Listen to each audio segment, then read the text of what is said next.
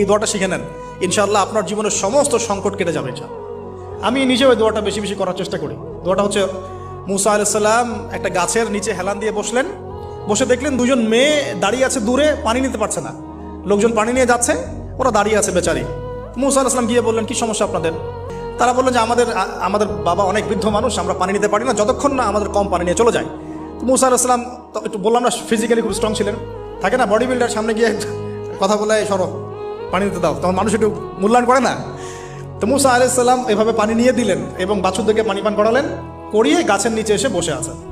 বসে বসে তিনি দোয়া করছেন, এই যে দোয়াটা তিনি দোয়া করছেন, রব্বি, একটা নেক কাজ করলেন, নেক কাজ করলেন না, মানুষের উপকার করলেন, নেক কাজ করে এসে গাছের নিচে বসে দোয়া করছেন, আল্লাহ এখানে তো আমার খাবার পানি বাসস্থান কিছুই নাই, আমি কি করব? রব্বি ইন্নি লিমা আনজালতা ইলাইয়া মিন খায়রিন ফাকির, রব্বি ইন্নি লিমা আনজালতা ইলাইয়া মিন খায়রিন ফাকির।